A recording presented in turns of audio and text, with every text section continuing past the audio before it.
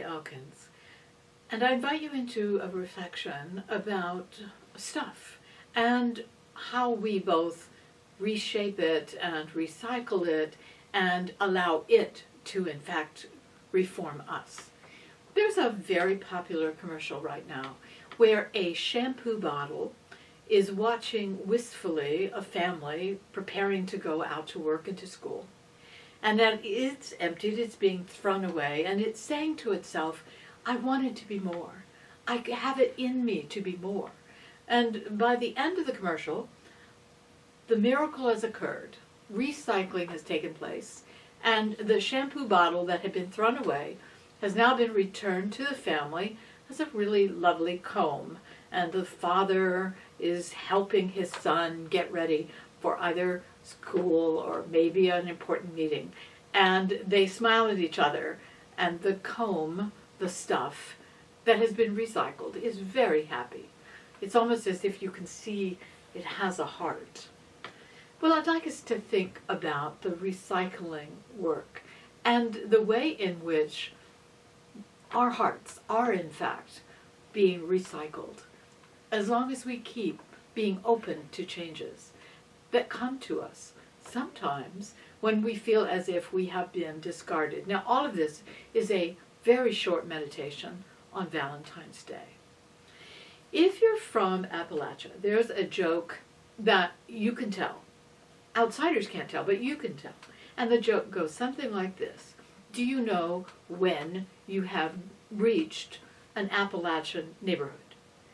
And the person will say, no. And you will say, well, it's because all the houses have wheels and none of the cars. So if you're from Appalachia, you can laugh, you can even tell the joke, because there's a way in which tires and where tires are and what happens to tires and how one measures one's neighborhood by tires is a very country thing.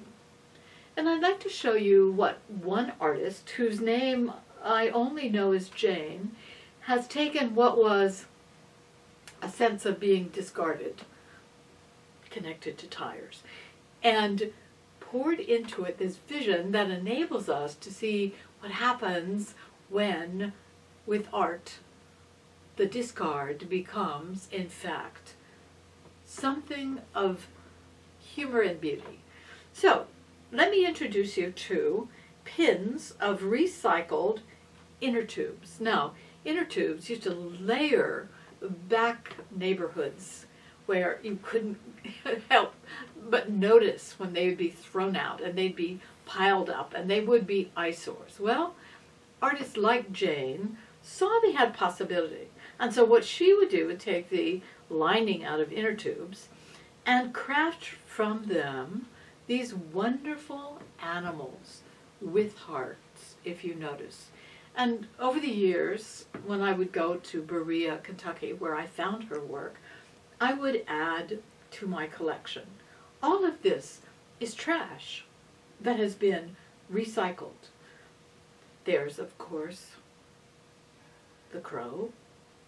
There's a quite lovely dog wearing boots. There's the black sheep of the family, of everyone's family. There's the horse. There's this cat that is probably already on the way to see the queen. It's got its boots for walking on. And not exactly part of the neighborhood in terms of Appalachia, but there's even a moose. What Jane and other artists do when they take what has been brokenhearted, what has been discarded, with a new vision and a very skilled hand. They turn this into both humor and art, and they give it heart. My favorite out of all of them is this. I love this cow.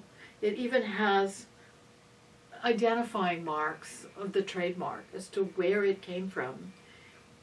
It says U.S.E. use. And that's very good directions, use. But over the years, I've learned to call this particular creation my holy cow. And it's an expression that can be used whenever you see what has been discarded by the world, lifted up and transformed and turned into, holy cow art. So I thought for Valentine's Day, find what's been thrown away in yourself or perhaps in the world, and pick it up and think about how to recycle it, and it'll give you heart.